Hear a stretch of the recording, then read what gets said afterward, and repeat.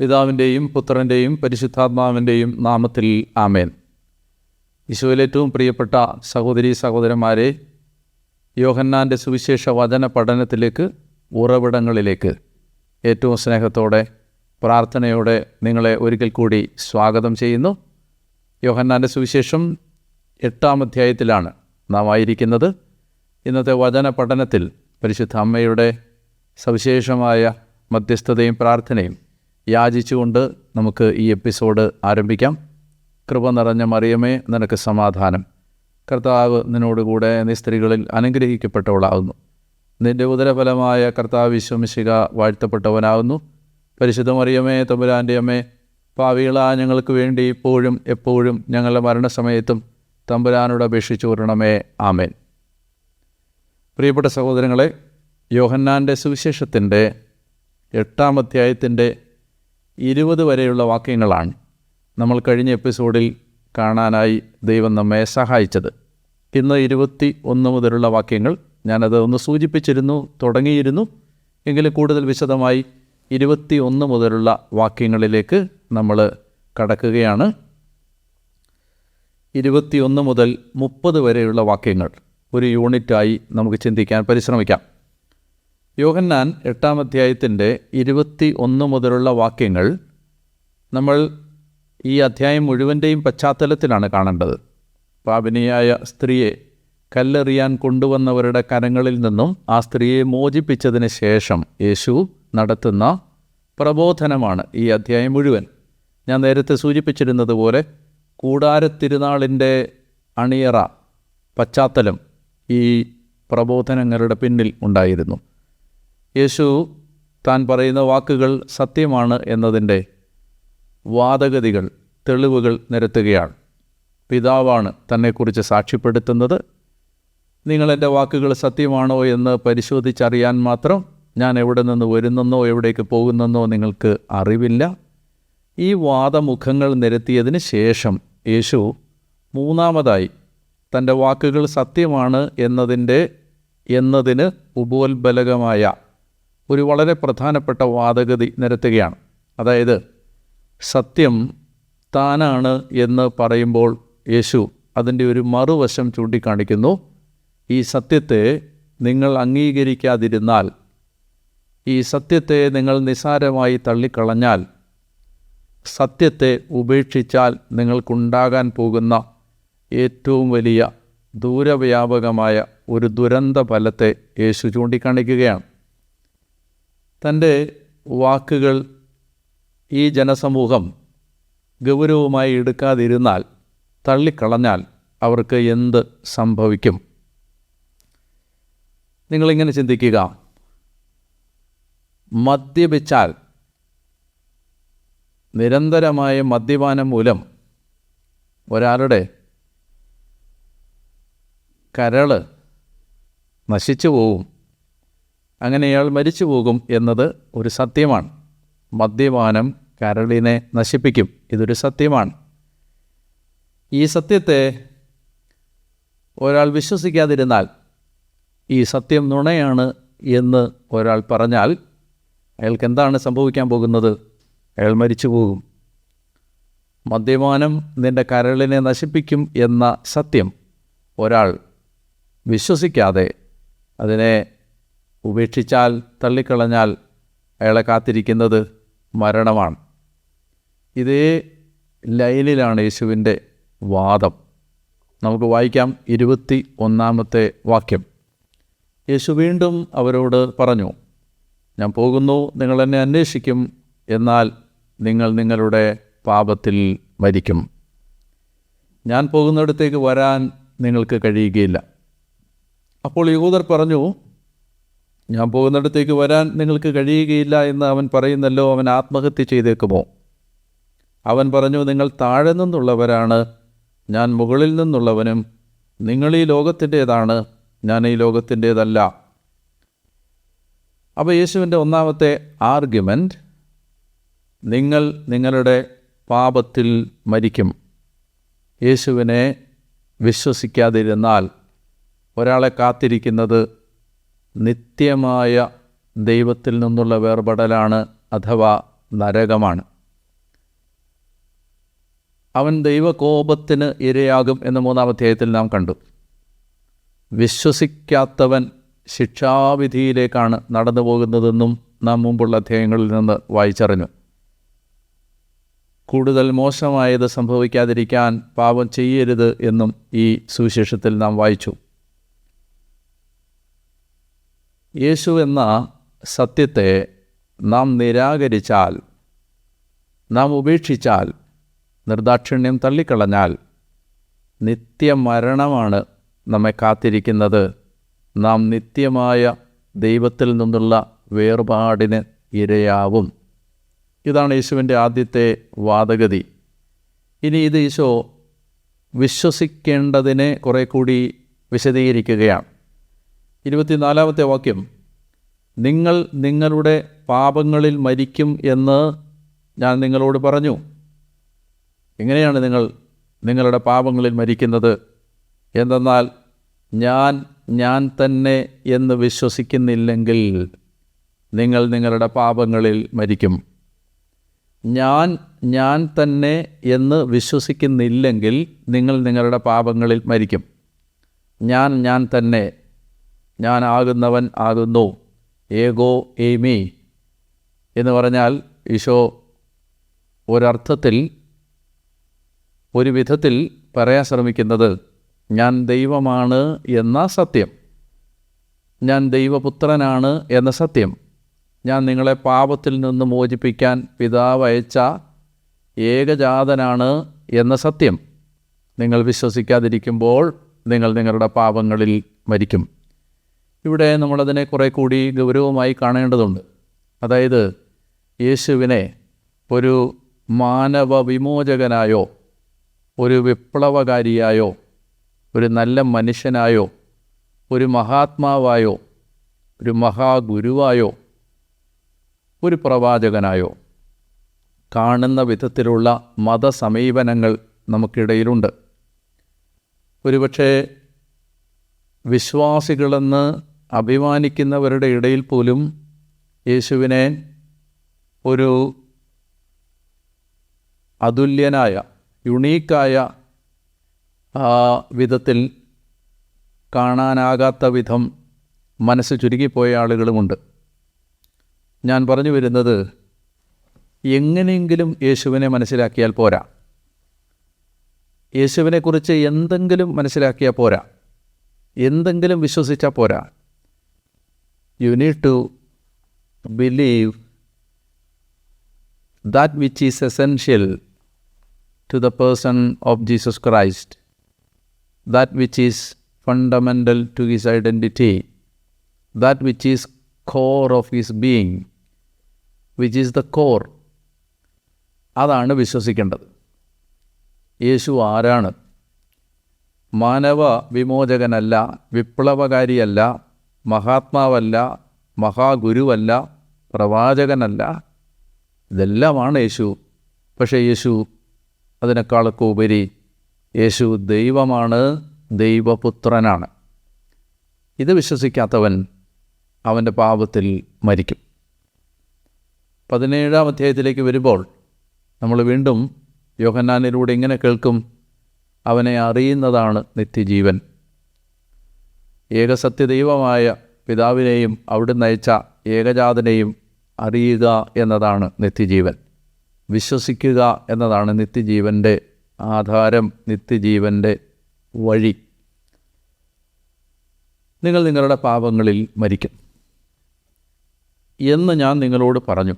എന്തെന്നാൽ ഞാൻ തന്നെ എന്ന് വിശ്വസിക്കുന്നില്ലെങ്കിൽ നിങ്ങൾ നിങ്ങളുടെ പാപങ്ങളിൽ മരിക്കും. അപ്പോൾ അവർ ചോദിച്ചു, നീ ആരാണ്? നമ്മൾ ഈ അധ്യായം മുഴുവൻ വായിക്കുമ്പോൾ കാണുന്ന മറ്റൊരു സംഗതി, യേശു പറയുന്ന ഒട്ടുമിക്ക കാര്യങ്ങളും ഈ കേൾവിക്കാർക്ക് മനസ്സിലാക്കാൻ കഴിയാത്തതുപോലെ അവർ ഈ ലോകത്തിൻ്റെ മനുഷ്യരായിരുന്നു. അവർ ഈ ലോകത്തിൻ്റെ മനുഷ്യരായിരുന്നു. യേശു പറഞ്ഞുകൊണ്ടിരുന്നത് മുഴുവൻ സ്വർഗീയ കാര്യങ്ങളാണ്. നിക്കോദെമോസിനോട് സംസാരിച്ചപ്പോൾ നമ്മൾ കണ്ടിരുന്നു, യേശു പറഞ്ഞുകൊണ്ടിരുന്നത് മുഴുവൻ സ്വർഗീയ കാര്യങ്ങളാണ്. എന്നാൽ കേൾവിക്കാർ മുഴുവൻ അവരുടെ ഹൃദയം നിറച്ചിരുന്നത് ഭൗമിക കാര്യങ്ങൾ കൊണ്ടാണ്.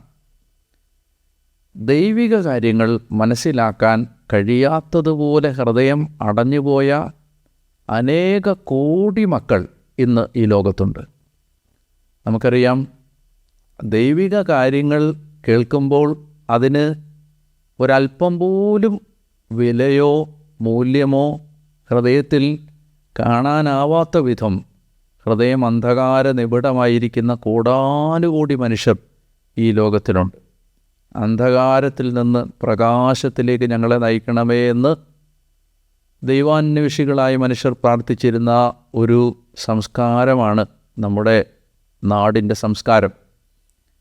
ആ അന്ധകാരം എന്ന് പറയുന്നത് ദൈവിക കാര്യങ്ങളെക്കുറിച്ചുള്ള അവബോധമില്ലായ്മയും അവയ്ക്ക് വില കൽപ്പിക്കാത്തതുമാണ് ഈ അന്ധകാരം. നമ്മളിങ്ങനെ കാണുക. ഇന്ന് ഞാൻ ഒരാളോട് സംസാരിക്കുമ്പോൾ ഒരു കുട്ടി +2 കഴിഞ്ഞ് എന്ത് പഠിക്കണം എന്ന് ചോദിക്കുമ്പോൾ ഞാൻ ആ കുടുംബത്തോട് പറഞ്ഞു, നിങ്ങൾക്കെന്തുകൊണ്ട് ബൈബിൾ പഠിച്ചുകൂടാ? ദൈവശാസ്ത്രം പഠിച്ചുകൂടാ? നിങ്ങൾക്ക് ക്രിസ്തീയ ആത്മീയതയുടെ വിഷയങ്ങൾ എന്തുകൊണ്ട് പഠിച്ചുകൂടാ? ആ കുടുംബത്തിന് അത് വളരെയധികം സന്തോഷമായി. അവരത് ഹൃദയം തുറന്ന് സ്വീകരിച്ചു. അതിൻ്റെ സാധ്യതകളെക്കുറിച്ച് അവർ ആരാഞ്ഞു. നിങ്ങളൊരു 100 പേരെ കണ്ടുമുട്ടുമ്പോൾ നിങ്ങൾ 100 പേരോട് ഇത് പറഞ്ഞാൽ ഇതിൽ 99 പേരും ബൈബിൾ പഠിച്ചത് കൊണ്ട് എൻ്റെ കുട്ടിക്ക് എന്ത് ഗുണമുണ്ടാവും, ദൈവശാസ്ത്രം പഠിച്ചത് കൊണ്ട് എൻ്റെ കുട്ടിക്ക് എന്ത് സാമ്പത്തിക നേട്ടം ഉണ്ടാവും, എൻ്റെ കുട്ടിയുടെ ജോലി സാധ്യത എന്താവും എന്ന വാദങ്ങൾ നിരത്തി നിങ്ങളുടെ ഈ നിർദ്ദേശത്തെ അർഹിക്കുന്ന അവഗണനയോടെ തള്ളിക്കളയും. അതായത് നമ്മുടെ കാലത്തിന് ദൈവിക കാര്യങ്ങളെ വലിയ മമതയില്ലാത്ത വിധം ഹൃദയം അന്ധകാരം നിറഞ്ഞതായി മാറിയിരിക്കുന്നു. ഞാൻ യൂറോപ്പിലും അതുപോലെ അമേരിക്കയിലും മറ്റു പല രാജ്യങ്ങളിലും ഓസ്ട്രേലിയയിലുമൊക്കെ ദൈവിക വിഷയങ്ങൾ പഠിക്കുന്ന, നമ്മൾ ബയോളജിയും ബയോകെമിസ്ട്രിയും മാത്തമാറ്റിക്സും മെഡിസിനും എൻജിനീയറിങ്ങും ഒക്കെ പഠിക്കുന്നത് പോലെ ദൈവിക വിഷയങ്ങൾ പഠിക്കുന്ന, അതിൽ ബിരുദാനന്തര ബിരുദം നേടുന്ന, അങ്ങനെ ജോലി സമ്പാദിക്കുന്ന ആളുകളെ കണ്ടിട്ടുണ്ട്. എന്തുകൊണ്ടോ നമ്മുടെ മനുഷ്യർക്ക് നമ്മൾ ആത്മീയമായി വളരെയധികം തുറവിയുള്ളവരായിരുന്നിട്ടും ഇത്തരം കാര്യങ്ങളിലുള്ള നമ്മുടെ ഒരു ആഗ്രഹവും സമർപ്പണവും വളരെ കുറഞ്ഞു പോകുന്നുണ്ട്. ഞാൻ പറഞ്ഞു വരുന്നത്, ദൈവിക കാര്യങ്ങൾ യേശു പറയുമ്പോൾ ജനത്തിനത് മനസ്സിലാവുന്നില്ല. ഞാൻ തന്നെ എന്നാണ് യേശു പറഞ്ഞത്, ഞാൻ ദൈവമാണ് എന്നാണ്. അപ്പോൾ അവർ അത് മനസ്സിലാക്കാതെ യേശുവിനോട് ചോദിക്കുകയാണ്, നീ ആരാണ്? യേശു പറഞ്ഞു, ആരംഭം മുതലേ ഞാൻ നിങ്ങളോട് പറഞ്ഞിരുന്നത് തന്നെ. ഇനി അത് ആവർത്തിക്കാൻ യേശു ആഗ്രഹിക്കുന്നില്ല. ആരംഭം മുതലേ ഞാൻ നിങ്ങളോട് പറഞ്ഞിരുന്നത് തന്നെ. എനിക്ക് നിങ്ങളെക്കുറിച്ച് പലതും പറയാനും വിധിക്കാനുമുണ്ട്. എന്നെ അയച്ചവൻ സത്യവാനാണ്.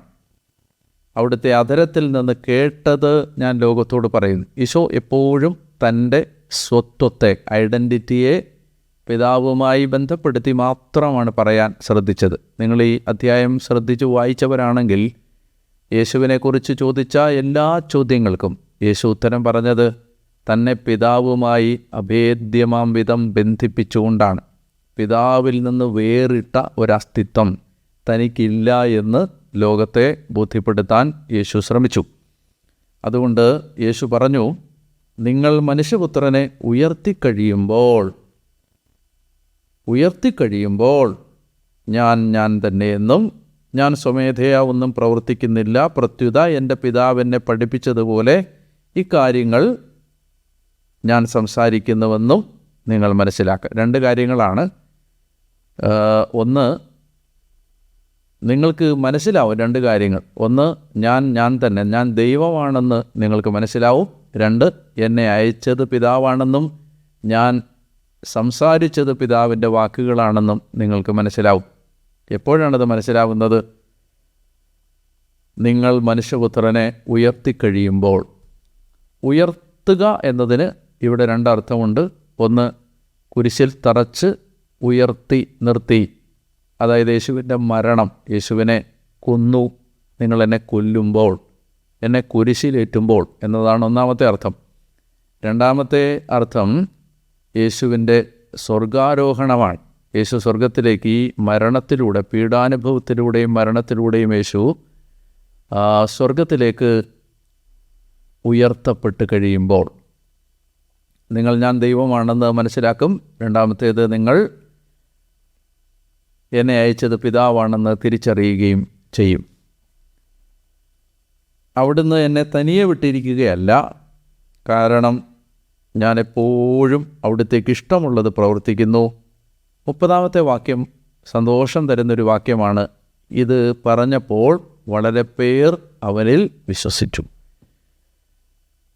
അവനിൽ വിശ്വസിച്ചില്ലെങ്കിൽ നിങ്ങൾ നിങ്ങളുടെ പാപങ്ങളിൽ മരിക്കും എന്ന ഏറ്റവും അടിസ്ഥാനപരമായ ഒരു സത്യം ലോകത്തോട് വിളിച്ചു പറഞ്ഞപ്പോൾ അവർ അവനിൽ വിശ്വസിച്ചു. നിങ്ങൾ മനസ്സിലാക്കേണ്ടത്, ക്രിസ്തീയ സുവിശേഷം നമ്മൾ പ്രസംഗിക്കേണ്ടത് മനുഷ്യൻ്റെ അന്ത്യത്തെ സൂചനയായി ചൂണ്ടിക്കാണിച്ചുകൊണ്ടാണ്, അന്ത്യത്തെ മുൻനിർത്തിയാണ്. എന്തുകൊണ്ടോ സുവിശേഷ പ്രഘോഷകരുടെ ഇടയിൽ ഇതിന് താല്പര്യം കുറഞ്ഞു വരുന്നുണ്ട്. യേശുവിനെ അവതരിപ്പിക്കുന്നത് നമ്മുടെ ഭൗതിക ആവശ്യങ്ങൾ നടത്തിത്തരുന്ന ഒരാളായിട്ടാണ്. യേശുവിനെ പ്രസൻറ്റ് ചെയ്യുന്നത് നമുക്ക് അനുഗ്രഹങ്ങൾ നൽകുന്ന, അഭിവൃദ്ധി നൽകുന്ന ഒരാളായിട്ടാണ്. എന്നാൽ എന്താണ് യേശുവിനെ സംബന്ധിച്ച എസൻഷ്യൽ ഡയമെൻഷൻ?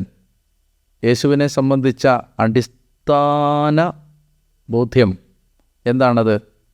യേശു നമ്മെ നിത്യനരകത്തിൽ നിന്ന് രക്ഷിച്ച് നമുക്ക് നിത്യജീവൻ പ്രദാനം ചെയ്യുന്ന, പാപങ്ങളുടെ മോചനത്തിനായി ലോകത്തിലേക്ക് വന്ന ലോകത്തിൻ്റെ രക്ഷകനാണ്. ഈ സത്യമാണ് സുവിശേഷത്തിൽ അല്ലെങ്കിൽ സുവിശേഷകർ പ്രഘോഷിക്കേണ്ടത്. അപ്പോൾ ഇത് പ്രഘോഷിക്കുമ്പോഴാണ് മാനസാന്തരങ്ങൾ ഉണ്ടാവുന്നത്. ഇത് കേൾക്കുമ്പോൾ നിങ്ങൾക്ക് തോന്നാം, അത് ഭയപ്പെട്ടിട്ട് വിശ്വസിക്കുന്നതല്ലേ അച്ഛാ? അത് യഥാർത്ഥത്തിൽ ഭയപ്പെടുത്തുന്ന ഒരു പ്രഘോഷണമല്ല. മറിച്ച് ഏത് മനുഷ്യനും യാത്ര ചെയ്തുകൊണ്ടിരിക്കുന്നത് മരണത്തിലേക്കാണ്. മനുഷ്യനത് ഓർക്കുന്നില്ലെന്നേ ഉള്ളൂ. നിങ്ങൾ ഓർക്കണം, മനുഷ്യൻ്റെ ഏറ്റവും മനുഷ്യൻ്റെ അവബോധങ്ങളുടെ അടിയിലേക്ക് അങ്ങ് വേരിറങ്ങി കിടക്കുന്ന ഒരു ബോധ്യമാണ് ഓരോരുത്തരുടെയും മരണം. അതെല്ലാവർക്കും അറിയാം, മരിക്കുമെന്ന് എല്ലാവർക്കും അറിയാം. എന്നാൽ ഇതാരും ഓർക്കുന്നില്ല. ഈ മരണമെന്ന ആ മഹാസത്യത്തെ ഈ ഫോണിൽ റിമൈൻഡർ ഇടുന്നത് പോലെ നമ്മൾ മനസ്സിലൊരു റിമൈൻഡർ ഇട്ട് കൂടെ കൊണ്ടുവരേണ്ടതുണ്ട്. നമ്മളൊരിക്കൽ മരിക്കും. ഇത് മനുഷ്യനറിയാം. പക്ഷെ മനുഷ്യനിത് ഒരിക്കലും അവൻ്റെ സജീവ ബോധത്തിൻ്റെ നടുമുറ്റത്തേക്ക് കൊണ്ടുവരാൻ ഇഷ്ടപ്പെടുന്നില്ല. സുവിശേഷകൻ്റെ ജോലി മരിക്കും എന്ന മഹായാഥാർത്ഥ്യത്തെ ചൂണ്ടിക്കാണിച്ചുകൊണ്ടിരിക്കുകയാണ്. മരണമുണ്ട്, തനിക്ക് മരണമുണ്ട് എന്ന് മനുഷ്യരെ ബോധ്യപ്പെടുത്തിക്കൊണ്ടേയിരിക്കുക.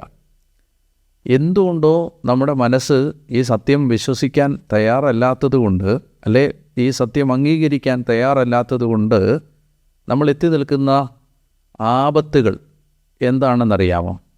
അതായത് നമ്മൾ ഇപ്പോൾ പെരുമാറുന്നത്, നമ്മൾ ഈ വഴക്കിടുന്നതും വാശി പിടിക്കുന്നതും വെട്ടിപ്പിടിക്കുന്നതും നമ്മൾ വിട്ടുകൊടുക്കാത്തതും എല്ലാം ഈ നമ്മളെന്നും ഈ ലോകത്തുണ്ടാവും എന്നൊരു ധാരണയിലാണ് എന്ന് നമുക്ക് തോന്നിപ്പോകുന്നുണ്ട്. അതായത് ശ്വാസം നിന്നു പോകാൻ എത്ര നിമിഷം വേണം? മരിക്കാൻ എത്ര നിമിഷം വേണം? പക്ഷേ നമ്മളത് ഓർക്കുന്നേയില്ല. നമ്മൾ ഈ സമ്പാദിക്കാൻ കാണിക്കുന്ന വ്യഗ്രത മുഴുവൻ നമ്മളെന്നും ഈ ലോകത്തുണ്ടാവുമെന്ന ഒരു തെറ്റിദ്ധാരണയിൽ നിന്നാണ്. അതുകൊണ്ടല്ലേ ഇന്ന് നിൻ്റെ ആത്മാവിനെ ഞാൻ തിരികെ വിളിച്ചാൽ നീ പത്തായപ്പുരയിൽ ശേഖരിച്ചതെല്ലാം ആരുടേതാവുമെന്ന ചോദ്യം കൊണ്ട് ഭോഷനായ ധനികനെന്ന് സുവിശേഷം പേരിട്ട് വിളിച്ച ഒരാളെ ദൈവം നേരിട്ടത്, അയാളുടെ സ്വസ്ഥതകളെ തകർത്തത്. അപ്പോൾ മരണത്തെക്കുറിച്ച് പ്രഘോഷിക്കുന്നത് സുവിശേഷത്തിൻ്റെ ഏറ്റവും അടിസ്ഥാനപരമായ പ്രഘോഷണ നിയമങ്ങളിൽ ഒന്നാണ്. അതിനെക്കുറിച്ച് പറയാൻ ഒരിക്കലും നാം മടിക്കേണ്ടതില്ല. ഒരു ലജ്ജയോ അപമാനമോ ആയി അതിനെ കരുതേണ്ടതില്ല എന്നാണ് ഞാൻ പറയാൻ ആഗ്രഹിക്കുന്നത്. ഇനി കുറേ കാലം മരണത്തെക്കുറിച്ച് മാത്രം നമുക്ക് പറയേണ്ടതുണ്ട്. അതുകൊണ്ടാണ് അത് വളരെ പ്രധാനപ്പെട്ടൊരു വിഷയമാണ്. കാരണം അവിടെയാണ് മാനസാന്തരങ്ങൾ ഉണ്ടാവുന്നത്. മരണത്തിന് മുമ്പിലാണ്, അല്ലെ മരണമെന്ന യാഥാർത്ഥ്യത്തിൻ്റെ മുമ്പിലാണ് മനുഷ്യന് വിവേകവും പക്വതയും തിരിച്ചറിവുകളും എല്ലാം ഉണ്ടാകുന്നത്. അതുകൊണ്ട് അങ്ങനെ പറഞ്ഞ് നമുക്ക് ഈ എപ്പിസോഡ് അവസാനിപ്പിക്കാം. ഞാനും എന്നെ കേട്ടുകൊണ്ടിരിക്കുന്ന നീയും ഒരു ദിവസം മരിക്കും. ആ ദിവസം എന്നാണെന്ന് നമുക്കറിഞ്ഞുകൂടാ. അത് ചിലപ്പോൾ തൊട്ടടുത്ത നിമിഷമാവാം, അടുത്ത ദിവസമാവാം, ചിലപ്പോൾ കുറച്ച് ദിവസങ്ങൾ കഴിഞ്ഞാവാം. ഒരിക്കൽ നമ്മൾ മടങ്ങിപ്പോകേണ്ടവരാണ്. അതുകൊണ്ട് അത് കഴിഞ്ഞാൽ പിന്നെ നിത്യനരകത്തിലേക്കാണ്, നിത്യമായ നാശത്തിലേക്കാണ് നമ്മൾ പോകുന്നതെങ്കിൽ എത്ര ഭയാനകമായ ഒരു കാര്യമായിരിക്കും അത്. അതുകൊണ്ട് നമുക്ക് മുമ്പിൽ വലിയ ഒരു ഓഫറുമായി സുവിശേഷം നിൽക്കുകയാണ്. നിങ്ങൾ യേശു ദൈവമാണെന്നും യേശു നിങ്ങളുടെ പാപങ്ങൾക്ക് പരിഹാരബലിയായി മരിച്ചുവെന്നും വിശ്വസിച്ചാൽ നിങ്ങൾ നിങ്ങളുടെ പാപങ്ങളിൽ മരിക്കുകയില്ല.